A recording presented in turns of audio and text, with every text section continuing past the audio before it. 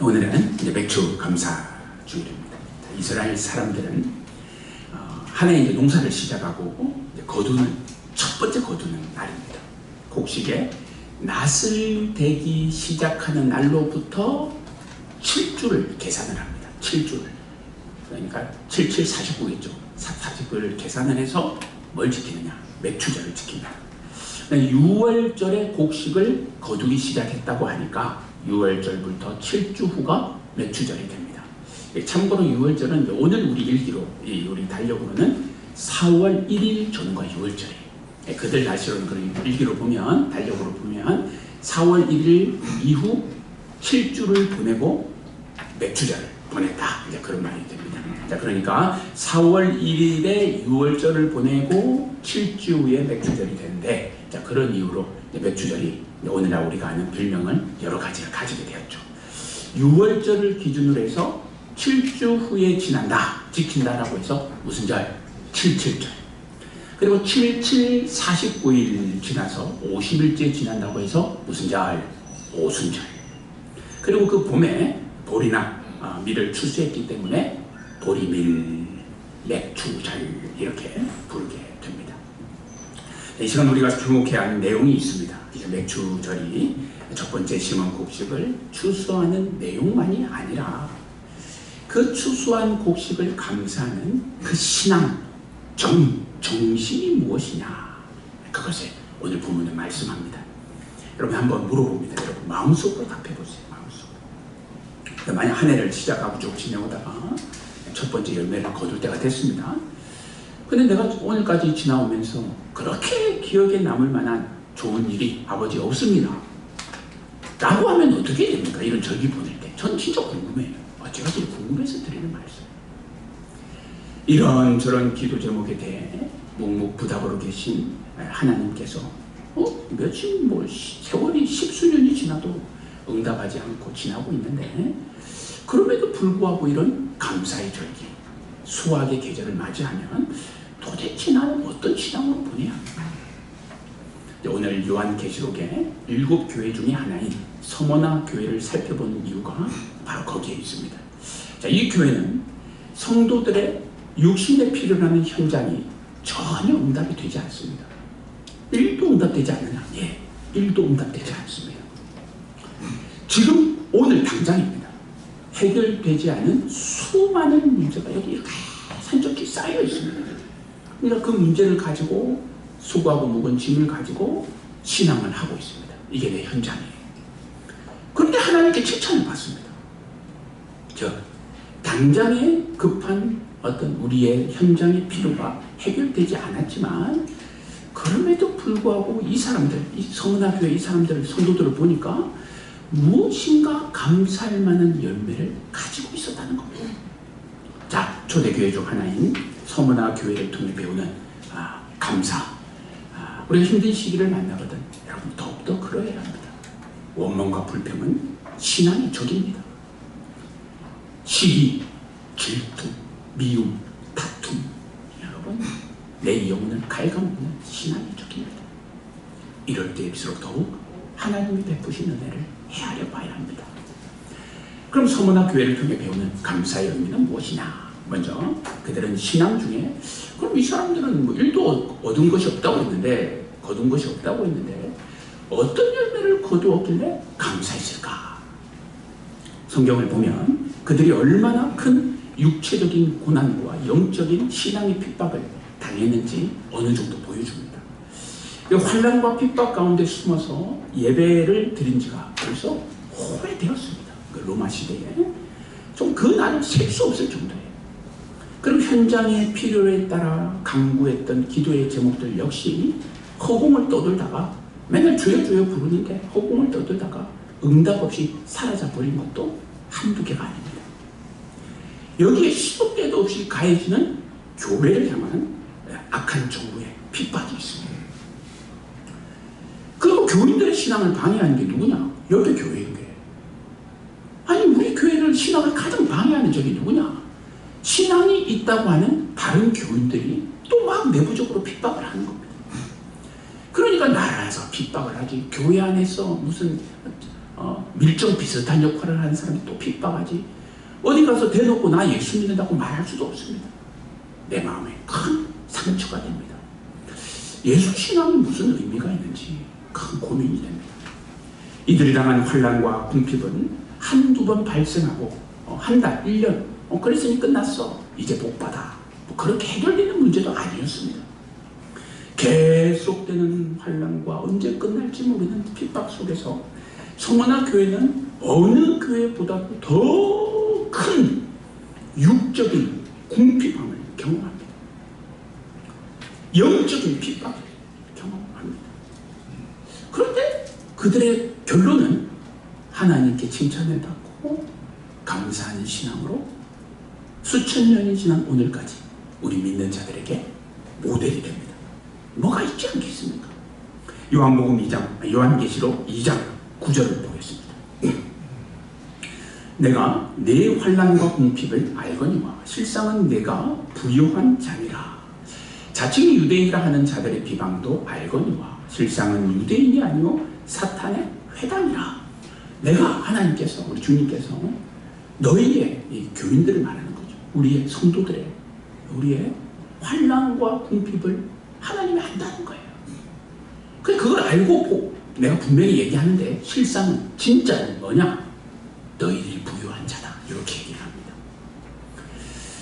본문이 말하는 이 환난과 궁핍은 너무나 분명하게 오늘날 해석이 됩니다. 뭐냐? 경제적인 형편을 말합니다. 그 시대에. 그러니까 요즘 말로 먹고 살 문제가 하나도 해결이 안 된 거예요. 거기다가 세상 권세자의 신앙의 핍박까지 더해졌다고 했습니다. 그런데 하나님 예수 믿어서 어디 있습니까? 라고 고백할 만도 한데 그런 마음을 아는지 모르는지 아무튼 하나님은 뭐라고 얘기하시느냐? 아니 실상은 진짜 너희들이 부요한 자다. 이렇게 얘기합니다. 여기서 우리가 확인할 수 있습니다. 성경이 말하는 성도의 부요와 풍성은 꼭 오늘날 세상이 말하는 생각하는 눈에 보이는 가시적인 이생의 부요와 풍성과 다를 수 있다는 겁니다. 여러분 다음에 소개하는 이 구절 한번 보셔요. 요즘 시대의 교회 안에서는 사실 그리 사랑받지 못하는 두 구절인데 여러분 한번 보시겠습니다. 어떤 말씀인지. 누가복음 12장 15절입니다. 그들에게 이르시되 삼가 모든 탐심을 물리치라. 사람의 생명이 그 소유에 넉넉한데 있지 아니하니라. 18장도 한번 보세요. 24절 25절인데 예수께서 그를 보시고 이르시되 재물이 있는 자는 하나님의 나라에 들어가기가 얼마나 어려운지 낙타가 바늘기로 들어가는 것이 부자가 하나님의 나라에 들어가는 것보다 쉬우니라 하시니. 사실 본 구절들은 요즘 세상에 그런 인기가 없어요. 그러니까 저런 말씀 안 읽어요. 아예. 하지만 저 두 구절이 무엇을 의미하는지 그 뜻을 제대로 알게 되면 불편할 이유가 전혀 없습니다. 본 말씀의 뜻은 성도가 부자가 되면 안 된다는 말이 아닙니다. 여러분 하나님 나라 이 땅의 기독교 신앙은 우리의 부의 축적을 언제나 환영합니다. 없어서 문제지 있는 게 뭐가 문제입니까? 그럼 저 말씀이 뭐냐? 하나님 나라의 관점에서 볼 때는 장차 하늘나라에서 내가 거두게 될 수확품과 내가 이 땅에 살면서 받은 은사와 재능으로 거둔 수확품이 꼭 일치하지 않을 수 있다는 겁니다. 그냥 긴장하고 살라는 거죠. 내가 뿌리는 씨앗에 대해 내가 거두기를 원하는 열매에 대해 하나님의 관점에서는 내가 생각하는 것과 다를 수 있다. 그 사실을 말할 뿐입니다. 당시 로마의 황제는 그 시대 신으로 추앙을 받았습니다. 자, 그런 시대에 그 신을 두고 눈앞에 보이는 신을 두고 우리가 믿는 하나님만이 유일신이다 라고 고백하며 살았으니까 이 사람들의 핍박이 얼마나 심했겠습니까? 그런데 이런 영육의 핍박과 압박에 시달리던 교회를 향해 하나님은 말씀하시기를 아니 내가 너희들을 보니까 너희들이 당한 환난과 궁핍을 내가 다 아는데 걱정 마.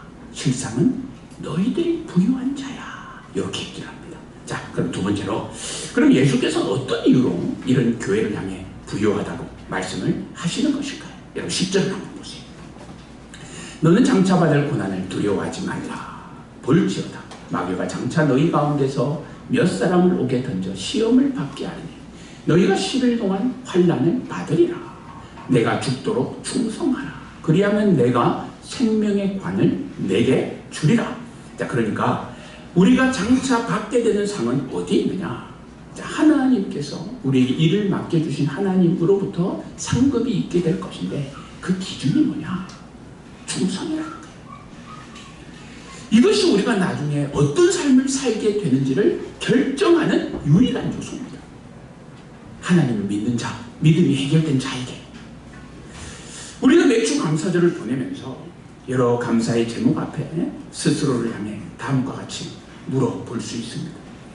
한 해를 시작한 후에 밭에서 거둔 첫 번째 열매에 대해 감사를 드리는 이 순간, 나는 그 열매를 위해 얼마나 하나님께 충성하며 그 현장을 살았는가? 얼마나 충성하며 그 하나님과 교제했는가? 크고 작음을 떠나, 많고 적음을 떠나, 이 일을 이루기 위해 나는 하나님과 어떤 신앙을 살았는가? 하나님이 그걸 묻습니다. 안타깝게도 어떤 분은 그토록 소원하고 바라는 열매를 거두지 못했을 수도 있습니다. 또 어떤 분은 풍성한 수확이 있는 기쁨의 날일 수도 있습니다.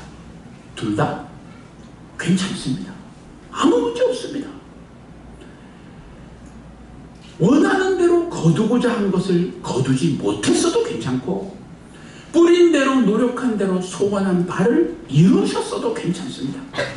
우리에게 일을 맡겨주신 주님 앞에, 아버지, 내가 오늘까지 저 결과를 두고 저게 뭔지도 모르지만 난 하나님 앞에 충성하며 살았습니다.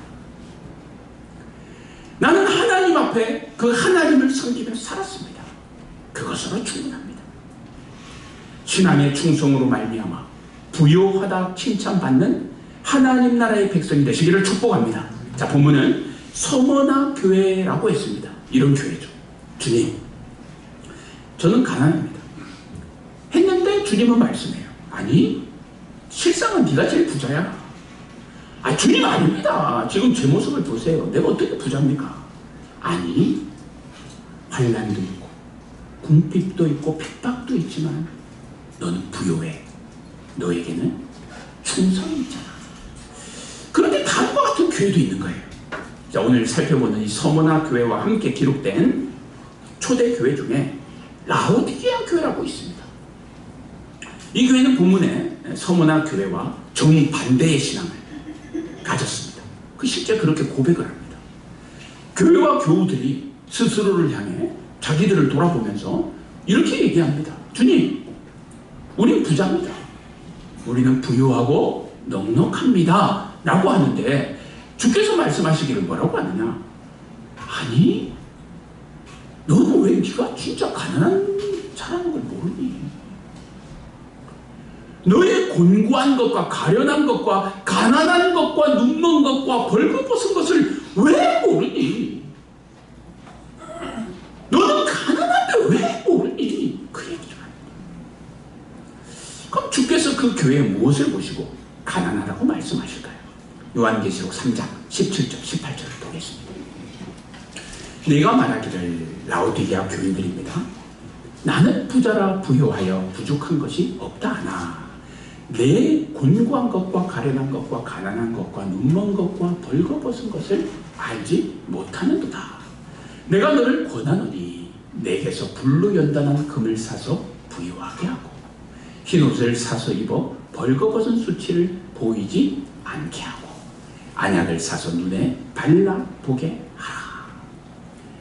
신앙에 믿음에 눈을 떠라. 그런 얘기입니다. 라오디게아 교인들은 지금 스스로를 향해 어떤 생각을 가지고 있습니까? 아, 우리는 부족함이 없습니다. 근데 하나님 보시기엔 그렇지 않은 거예요. 아니야, 너희들이 가장 진짜 가난한 사람들이야. 믿음으로 살아간 우리에게, 우리가 스스로에게 꼭 물어봐야 할 문제를 지금 성경이 언급하는 겁니다. 여러분, 우리에게 무엇이 수학입니까? 여러분, 우리가 무엇을 향해 무엇을 가지고 내 목에 걸고 자랑으로 삼고 자녀를 양육하고 부모를 복양하고 교회를 섬기며 살아야 합니까? 어떤 열매가 맥주감사절에 당당한 나의 감사 제목이 되고 하나님께 드려도 조금의 아쉬움과 아까움이 없는 열매가 될 수 있겠습니까? 도대체 어떤 열매를 거둬야 그럴 수 있겠습니까?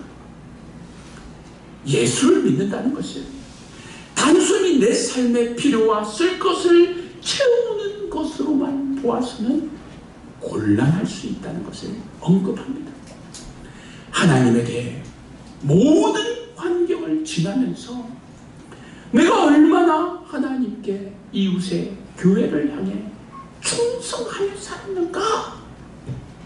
하나님은 그것이 우리의 감사신앙이 되어야 한다 말씀합니다. 그러면 감사로 충만한 충성된 삶, 아름다운 신앙을 위해 우리가 신앙으로 사모해야 할 내용이 뭐 없을까? 두 가지를 정리할 수 있습니다. 세 번째로 감사의 삶을 살기 원한다면 먼저 하나님 백성의 자부심이 있어야 합니다. 가정이든 산업이든 교회든 우리가 어디에서 무엇을 하며 살든 우리가 예수 믿는 자로서 영적인 자부심이 있어야 합니다.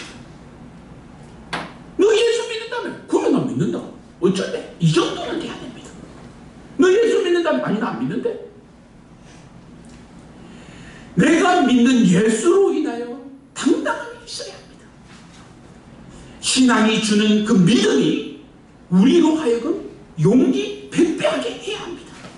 즉 영적인 기세라고 합니까? 예수와 연합한 자로서 나는 예수 안에 있고 예수님은 내 안에 있다는 그 기독교의 신비를 이미 가진 자로서 내가 교회를 출입할 때 하나님 믿는 신앙을 고백할 때 그 영적인 자부심이 있어야 합니다. 그것이 영적인 힘입니다. 그리고 1세기죠. 지금 배경은 서문화 교회는 특히 정부도 서문화 교회를 핍박했지만 더 못난 짓은 누가 했느냐면 하나님 믿는다는 유대인들이 괴롭힌 거예요. 여러분 초대교회의 핍박의 원수는 누구냐? 하나님 믿는다는 종족들입니다. 당시 서문화 지역에 유대인들이 많이 있었어요. 왜냐하면 그 지역이 경제적인 상권이 형성되어 있었는데 우리가 이미 알다시피 유대인들은 예부터 장사를 이 경제에 좀 눈이 뜬 족속이라고 하지 않습니까? 근데 이제 이 사람들이 가진 신앙이 그렇죠. 우리가 선민이에요. 하나님이 선택한 백성입니다. 나도 그런 사람이에요. 그런데 어느 날 보니까 초대교회 이제 신은 세워지는 교회를 보니까 신앙의 족보도 1도 없고 족보를 따지면 완전히 육신의 혈통도 이방인이에요. 어디 알지도 못하는 이방 족속. 그리고 보면 전쟁에서 패해서 잡혀온 힘없는 이름도 없는 노예들입니다. 그런 사람들만 모여져 있는데 그런 교회에서 하는 말이에요. 우리는 선택받은 백성입니다. 오늘날 우리가 참된 이스라엘 백성입니다. 우리가 진짜 영적인 이스라엘 후손입니다. 우리가 하나님의 백성입니다. 이런 고백을 듣고 누가 제일 열받겠습니까? 옆에 있던 유대인들인 거예요. 수천 년 동안 모세 율법의 아래 거기에 붙잡혀서 우리가 택한 백성이라는 자부심을 갖고 살았습니다. 오늘날도 아직도 그들은 아브라함이라는 조상을 잘 둔 덕에 그들이 천국 가는 줄 알죠. 우리가 하나님 백성으로 복을 받는다고 생각합니다. 요즘같이 성경 진리가 온 세상에 다 드러난 이때에도 그렇게 믿고 사는데 1세기라고 1세기 그때 그들이 이런 말을 듣고 가만히 있겠습니까? 그래서 유대인들이 어떻게 하느냐?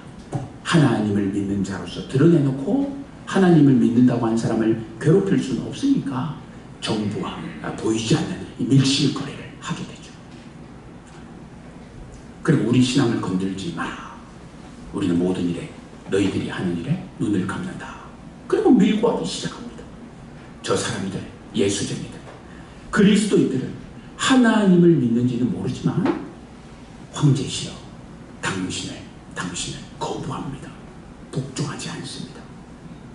황제의 신상의 참배를 거절하는 사람들입니다. 그래서 서문화 교회가 박해를 당합니다. 경제 활동을 통제했습니다. 신앙의 종교의 자유를 빼앗깁니다. 한번 물어봅니다. 유대인들의 법에 의하면 오늘 우리들은 하나님의 택함 받은 사람입니까? 아니면 신앙의 족보도 없는 이방인입니까? 여러분 마음속으로 답해보세요. 이제 그 정도는 아시죠? 그들의 율법, 그들이 가진 오늘날도 가진 신앙의 눈으로 보면 대한민국에서 태어난 우리는 뭘 해도 천국 못 갑니다. 우리는 못해. 안 돼. 우리는 안 돼. 이런 유대인의 하나님 백성 행세를 두고 성경이 뭐라고 하느냐? 아주 분명하게 이렇게 기록을 합니다. 자, 9절 하반부를 한번 보세요. 자칭 유대인이라 하는 자들의 비방도 알거니와, 이런 그 다음 보셔요. 실상은 유대인이 아니요 사탄의 회당이라. 근데 진짜 이스라엘 백성은 아니라는 거예요. 자기네들은 자기들이 진짜 이스라엘 백성이라고 하는데 그들이 하는 걸 보면 진짜 이스라엘 백성이 아닌 거예요. 신앙으로 볼 때는 뭐냐? 사탄의 회당입니다. 여기서 사탄의 회당, 말 그대로 사단에게, 마귀에게 속한 자들이죠.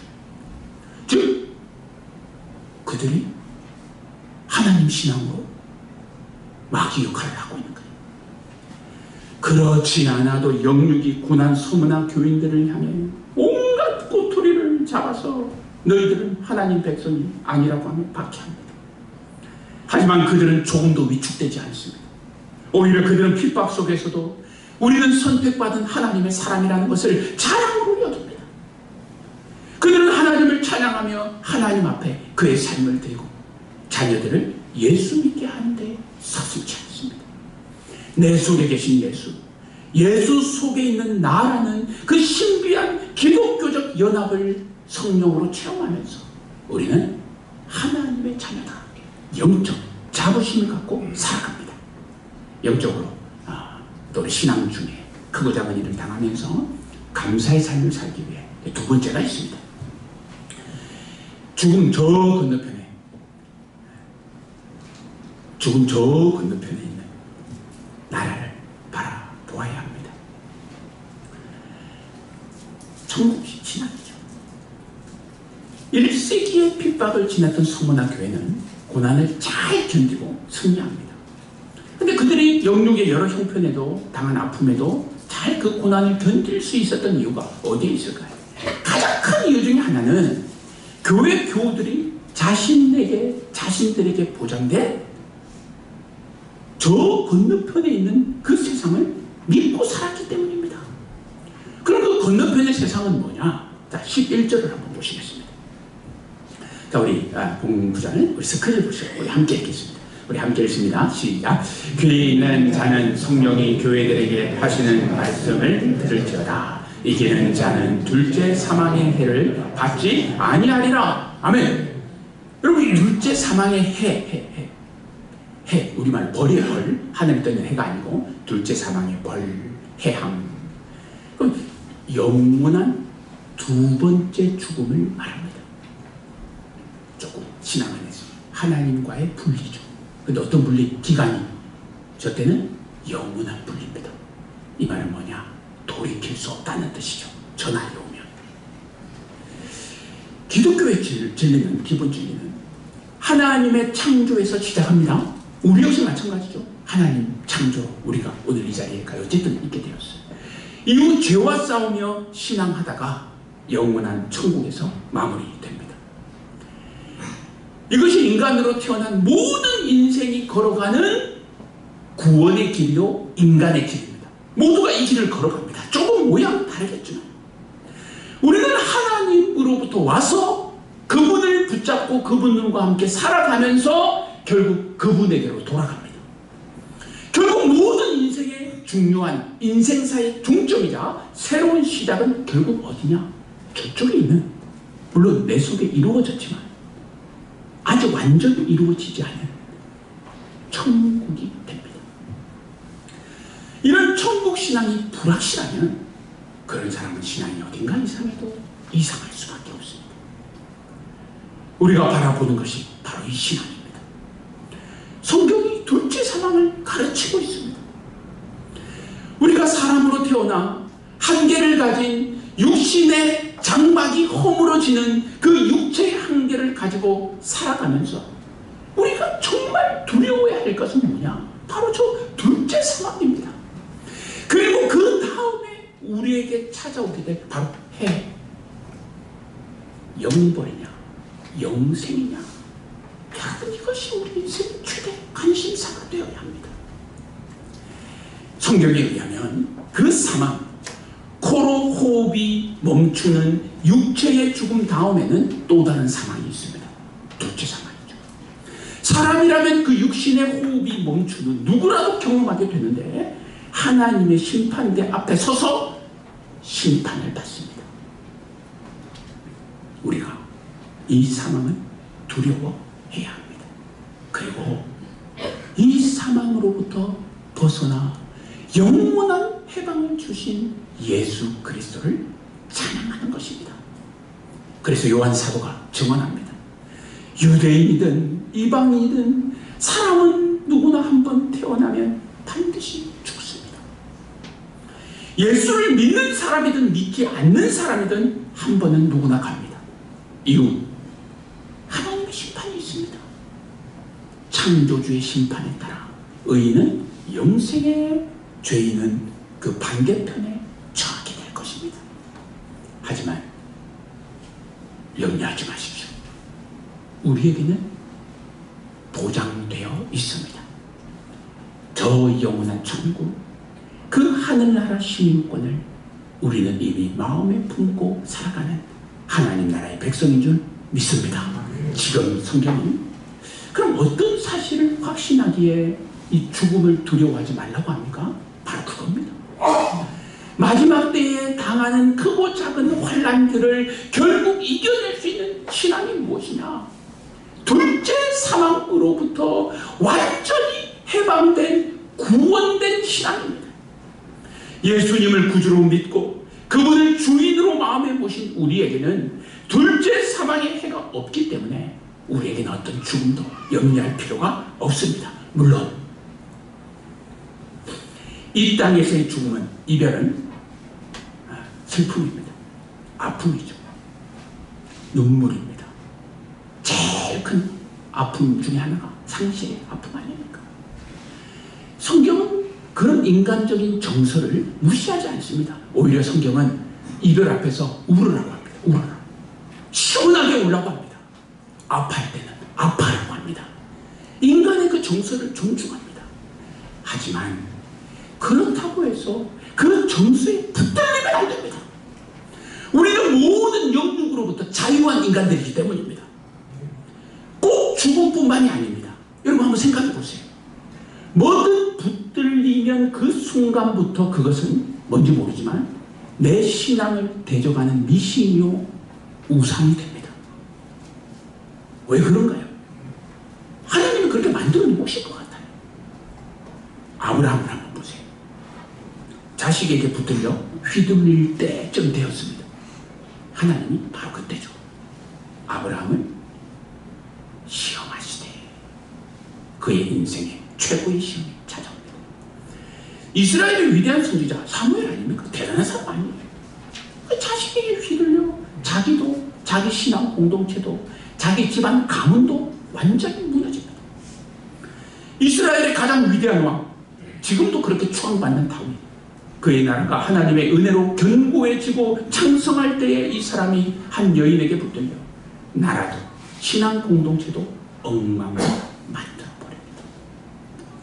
이스라엘이 이제 솔로몬 이후 이스라엘이 남북으로 이렇게 나눴지 않습니까? 북을 누리는 북이스라엘, 남을 남유다라고 하는데 그 남유다의 13번째 왕, 29명의 왕 중에 13번째 왕이 히스기야 왕이죠. 그 히스기야 왕의 내용은 이제 우리가 잘 알고 있습니다. 자, 그가 남유다를 향해서 그 나라 전체에 종교 개혁을 단행하죠. 그래서 하나님께 엎드린 신앙으로 우리가 잘 아는 18만 5천이죠. 적군을 물리친 그 위대한 왕이 바로 히스기야 아닙니까? 근데 이 사람이 그 모든 일을 지난 후에 바벨론에서 사신이 왔는데 괜히 창고에 쌓아놓은 자기 보물들을 자랑하다가, 나라의 국고를 자랑하다가, 내 국고, 우리 국고를 자랑하다가 바벨론 사신에게 쓸데없는 짓을 하다가 어떻게 됐느냐? 하나님 눈밖에 나서 자신도 그 나라도 아무 죄 없는 백성들까지도 큰 고통에 빠지게 됩니다. 가족, 이성, 물질, 자신의 건강, 이생의 크고 작은 자랑들, 기타 등등 모든 것이 소중합니다. 왜? 하나님이 주신 거니까. 하나님께서 주신 우리의 신앙의 자유 안에서 그 모든 것은 행복의 도구로 쓰임을 잘 받아야 합니다. 하지만 성경이 말하죠. 붙들리면 안 돼요. 붙들리면 안 돼요. 붙들리면 그 순간부터 그 모든 행복의 도구, 행복의 방편이 내 신앙의 가장 강력한 적으로 돌변합니다. 우리의 가장 행복한 행복의 보금자리 가정이 때로는 내 신앙이 가장 큰 적이 될 때가 있습니다. 안타깝죠.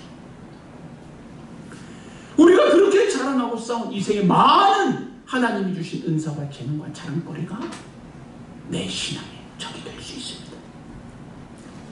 우리가 하나님께 받은 가장 위대하고 틀림없는 행복의 도구는 천국 신앙이라는 사실을 믿으시길 바랍니다. 이 신앙이 결국 아직 갖지 못한 우리 가족들을 천국 신앙을 갖게 합니다. 여러분이 그 신앙으로 자랑하며 성도의 자부심을 가지고 살 때 이 생의 크고 작은 문제들은 분명 하나님이 풀어가실 겁니다. 바로 이런 신앙으로 서문학 교회와 교우들은 환경을 훌쩍 뛰어넘는 감사의 신앙을 살아갑니다. 결국 그들은 이 땅에서도 다가올 새하늘과 새 땅에서도 진정한 승자가 됩니다. 영원토록 천국의 주인공이 됩니다. 사랑하는 여러분, 우리도 그렇게 사십시다. 혹 힘든 시기를 만났다 하면 더욱 그렇게 사셔야 합니다. 우리 모두의 몸과 마음에 감사의 신앙이 충만하기를 주님의 이름으로 축원합니다. 아멘. 우리 함께 기도하겠습니다.